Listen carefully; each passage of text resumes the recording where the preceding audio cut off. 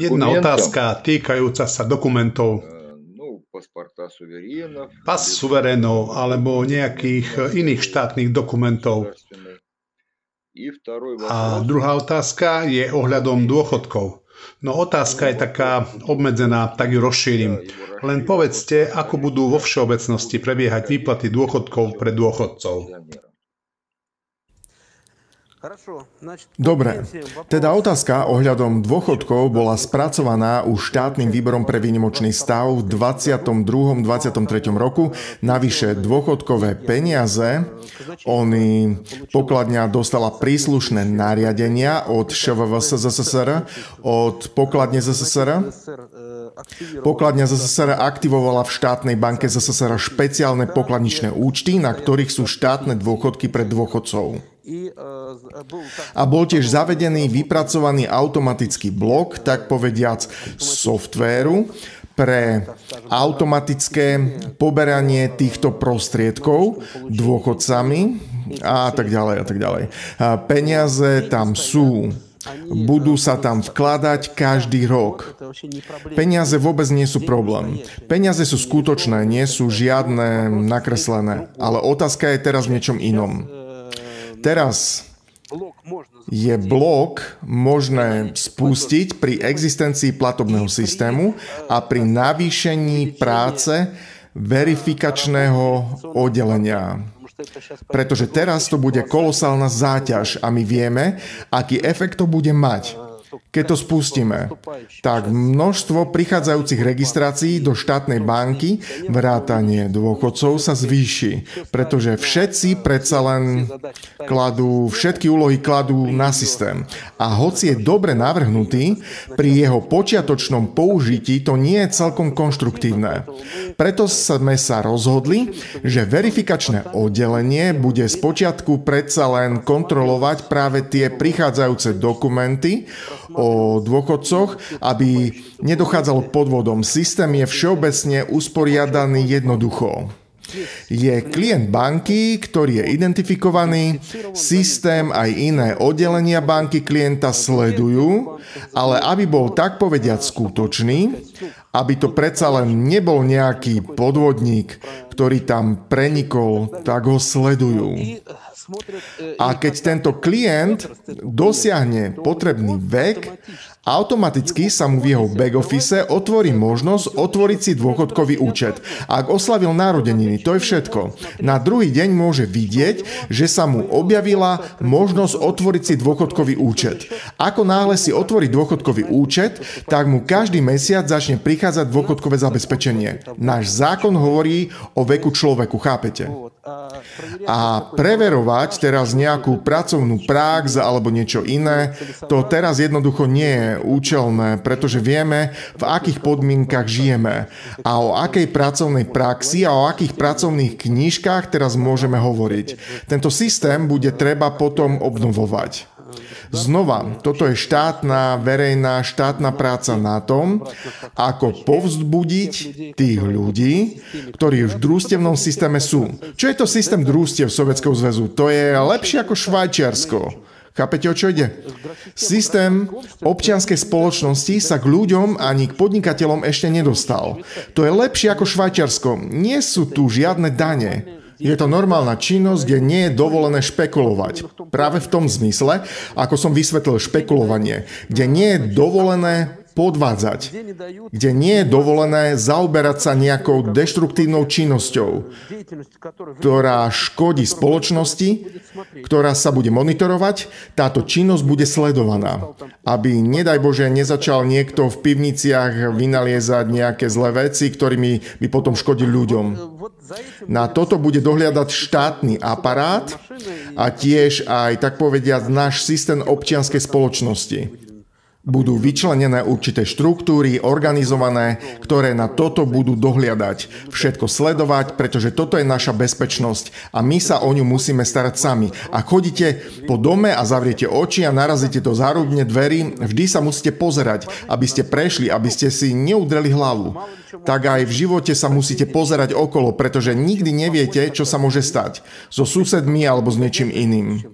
Budete môcť nejako pomôcť, nejako ho zastaviť. A ak nejaký darebák niečo chystá, aj to treba sledovať. Toto všetko kedysi platilo. V sovietských časoch sme mali veľmi dobrý systém a aj veľmi dobrý policajný systém, kde okrskár bol prakticky šamanom na svojom území a jeho najväčší agenti boli babičky aj zlodeji. No zlodej je mimochodom slovo, ktoré nechcem používať, pretože poznám vedický význam tohto slova a to, ako ho potom v reálnom živote použili a zvrátili.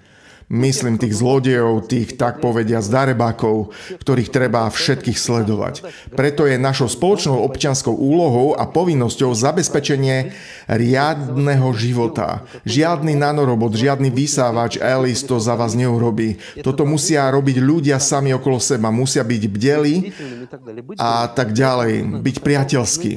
Aby sme to dosiahli, musíme najprv prejsť zo štádia démonov, čiže rozdelených, tak povediac, nepriateľov a predsa jeden druhému závidieť. Čiže musíme prejsť na úroveň priateľstva. Priateľstva, radosti a svetla. A to je práve ideológia, to je práve to informačné a duchovné vzdelávanie, ktoré sa musí liať zo všetkých informačných kanálov. A to tak aj bude. A potom k tomu človek rýchlo príde, pretože to je jeho prirodzenosť. Pre týchto bastardov bolo ťažké dohnať nás do týchto sračiek, do ktorých nás teraz dotiahli. Napriek tomu to však dokázali. A použitím všetkých možných zločineckých technológií. Tak to je.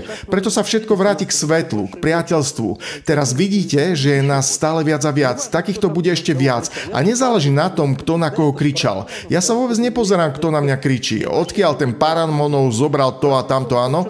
Nevenujem pozornosť týmto ľuďom. Je dobré, že aspoň niekto kričí, alebo niekto chápe. Ak samozrejme nekričí za peniaze a tak ďalej. To znamená, že zajtra už začne chápať ešte lepšie. Teším sa z neho. Ďakujem. Ďakujem, Alexander Nikolajevič. V súvislosti s dôchodkami by som chcel položiť otázku za seba. Vieme, že niektoré osoby sa veľmi dobre zariadili a odišli do zahraničia, najmä do Izraela, a s radosťou poberajú náš dôchodok, sovietsky dôchodok. Čo bude s nimi? Čo ich čaká? Nič nebude fungovať. Žiadne dôchodky nebudú. Nič nebude. Chápete? Ja by som sa, tak povediac, chcel vrátiť k slovu viera. Pretože to si netreba pliesť s náboženstvami. To sú úplne iné veci. Viera je jediný prúd vedania, poznania teda Božej reči, čiže Božieho slova. Všetko, čo bolo stvorené. Z kónu bolo slovo a slovo bolo Boh a všetko, čo bolo stvorené, toto všetko treba vedať. Toto je vedanie viera. A netreba sa oddelovať. Tam niečo oddelí, toto je okultizmus. Okult. Čo je to okult? No, niečo tajné. A týmito neznámymi frázami im to natlačili do vedomia, ako do ľudí biorobotov. Ľudia ani sami nechápu význam tých či oných fóriem slov, ale chápu tie obrazy, ktoré im tam buď nechutne, alebo tak povediac príjemne či nepríjemne ich do nich napchali. Oni ich tak aj používajú, opakujú ich ako papagáje, všetci to opakujú. Je to taký zvláštny moment. Deje sa to vtedy, keď sa vymazáva pamäť, čo vždy robili s Eratom. Ľudstvo bolo vždy programované informačne takouto kľukatou cestou. A prečo to teraz hovorím? Pretože toto všetko je podstata nášho života a existencie vo svete. Teda my hovoríme, ja vám teraz chcem porozprávať o tej udalosti, o ktorej som rozprával rytierom. Hovoril som o nej mnohým. Povedzme, je taký angel, Azrael. Áno? Azrael. Čo je to angel? O tom som už hovoril. Čiže existujú gély, anjeli a archanieli. Géli sú tí, čo sú na zemi, anjeli sú nebeskí géli, archangeli a archanieli sú vodcovia anjelov. To bola kedysi dobrá štruktúra, keď takto fungovala. A všetkých úlohy boli strážiť a chrániť deti veľkej rasy a potomkov rodu nebeského, čiže deti Božie. Takáto je ich úloha. Potom nasledujú légy, a Arlegii. A vodca Arlegov je vedúci Arleg, Alexander. Potom nasleduje Boh zhora. Bola to taká hierarchia, povedzme, nazvite ju duchovná hierarchia, ako chcete, božská konštrukcia. Takže chcem vám povedať, čo sa stalo ďalej. Teraz sa veľa vecí zmenilo. Teraz tu sú padlí a tak ďalej. Ja som ich videl, poznám ich, sú tu, prejavujú sa v ľuďoch, fungujú a tak ďalej, ale o tom teraz reč nie je. Ja som to už kedysi všetko toto ničil, ale teraz to už ani netreba robiť, pretože rozhodnutia boli už prijaté, premeny veľmi vážne boli prijaté. Teraz nastáva taký moment, keď bolo oznámené, že pontifik zdochol. Nie v pondelok, ani nie v nedeľu, nepamätám si presne kedy, ale tento týždeň. Predtým, áno, práve prišla taká správa o tom, že Azrael, a to je anjel smrti, čiže zmeny rozmernosti, dimenzie, ktorý je pod ochranou bohyne Mara. No a Azrael dostal od Všemohúceho vážne poslanie, získal nový status archaniela a dostal armádu anielov. Hovoríme teraz o vesmíre. Vesmíre riadi všetko. Armáda anielov. A táto armáda anielov s týmto anielom smrti teraz bude čistiť a prečisťovať svetlý ľudský svet. Ona to už robí. A hneď ako sa to stalo, je veľa svedkov ľudí, ktorým som zavolal a hneď sa ukázalo, že ten jezuita zdochol. Chápete? A potom to prezentovali tak, že sa to stalo vtedy a vtedy, priamo tento týždeň pred týmto oznámením. Chcem vám povedať, že to funguje paralelne. Ale vy, ako ľudia, ste zatiaľ mnohí, samozrejme nie všetci, ale mnohí odrezaní od týchto videní, vedení a podobne. Prečo odrezaní? Ani nie, že odrezaní, to je nesprávne slovo. Spíme, sme zatiaľ v tme. A táto tma sa čoskoro rozplynie. Tma sa vždy odstraňuje akoby slnkom, svetlom. Ak si spomínate na slovo kramolník, rebel kramolník, z kramolníka urobili niečo výsostne negatívne. Takého deštruktívneho, negatívneho. V skutočnosti kramol, to je ako vedúcej matky vedmy urobili strašnú bytosť, féju, vílu, ktorá má vysoký status prirodzenosti, ja, chápete? A tieto prezentovali za dobre čarodejnice. V skutočnosti je potrebné robiť kramolu. Treba sa obracať k svetlu, k slnku. Nezáleží na tom, že tu slnko svieti, je to portál. V tomto portáli sú naši veľmi vážni predkovia, bohovia. A oni čakajú, kým si to uvedomíme, prebudíme sa a začneme prosiť. To je tajomstvo každého človeka a každý človek to musí pochopiť. Nie je to o tom prosiť, predovšetkým treba ďakovať a potom samozrejme prosiť. Pomôžte otec, mama, detko, babka, pradetko, prababka, ščúrovia, praščúrovia naši, pomôžte. A práve zo slnka ide sila a energia, ktorá odstraňuje temnotu. A temnota je v ľudskom vedomí. Čiže je to znečistený priestor v hlave človeka. Práve tieto všetky, tak povediac, momenty nám teraz bránia vidieť a chápať svoju podstatu a svoje šťastie. Preto tu vám len odporúčam zaoberať sa takouto praxou. Treba si spomenúť na slniečko, na Ra, na Jarilo, aj na Chorsa. Ale čo sa týka zodpovednosti, pozeral som raz jeden channeling, sledoval som, ako tam jedno dievčina hovorí. Dášbog Tarch Perunovič. On je rodič ľudstva. On je náš, tak povediac, hlavný tu na zemi, ktorý práve odstraňuje spolu s Tárou, Tarha Perunové deti, ktorý práve v jeho silách, v jeho možnostiach je odstrániť temnotu na zemi. A práve k Tarchovi a k Dášbohu sa treba obrátiť na slnko. A treba sa obrátiť úprimne, čisto, pretože tam stojí istý obmedzovač, takzvaný, ako ho nazvali, filter, no v skutočnosti je to blok, ten je tam nainštalovaný. On môže zastavovať niektoré impulzy, ako by som to povedal, rozumu, keď hovoríš rozumu, alebo keď hovoríš zo srdca a s takým jemným sprievodom rozumu, tak to nezastaví žiaden filter. A keď tieto signály začnú prichádzať, tak sa tieto očistné sily prejavia vo vás a vy sami sa očistíte. A keď sa očistíte vy, hneď sa to spustí ako reťazová reakcia a tu je všetko urobené na základe reťazca 13. Vy ste vždy ten 13. Existuje 12 takých ako vy na Zemi. A keď sa to spustí, začne sa očisťovať celá Zem. V našej krajine, aj v zahraničí a tak ďalej. Tieto tajné veci, tie sú naše. Kedysi sme ich poznali ako prirodzenosť, ako násobilku. Teraz mnohí nepoznajú násobilku.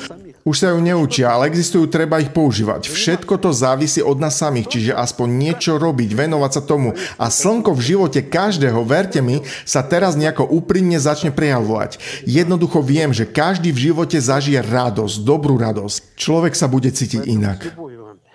Preto ostávam s láskou, ďakujem a odovzdávam vám takéto prianie. Ďakujem. A ja vám ďakujem, Alexander Nikolajevič. Otázka, ktorou sa opäť vraciame k dokumentom. Čo sa týka preukazov KSKV, Sovietskej kozáckej armády Červeného práporu, viem, že v najbližšom čase bude vypracovaný celý postup na získanie takéhoto preukazu. To jest, ako budú vytvorené posádky, ako budú ľudia dostávať preukazy, ako budú vstupovať do KSKV, skladať prísahu a následne dostávať preukazy. Ale otázka... Ešte mi pripomente, čo znamená tá skratka, lebo toho mám v hlave toľko KSKV. Krasnoznamenné sovietské kazačie vojsko. Áno, rozumel som.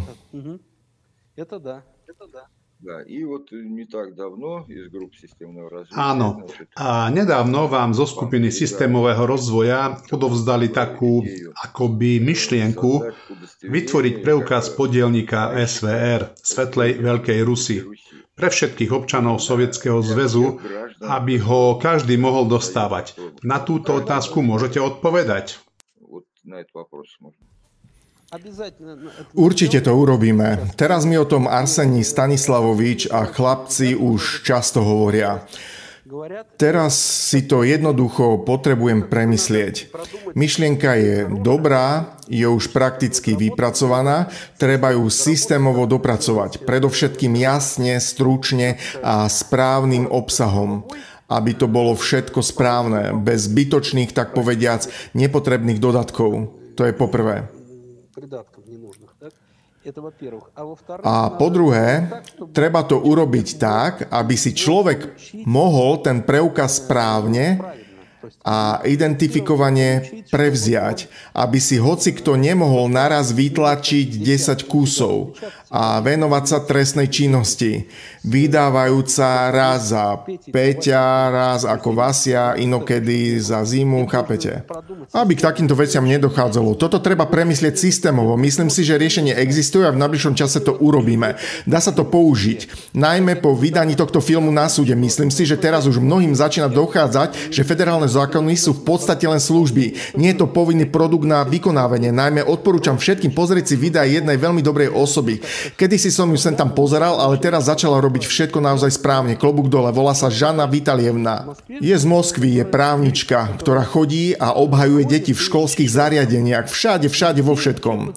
Venuje sa otázkam bývania, komunálnych služieb a všetkému. Úplne to celé odhaluje. Vie toho naozaj dosť, aj keď všetko nehovorí hneď.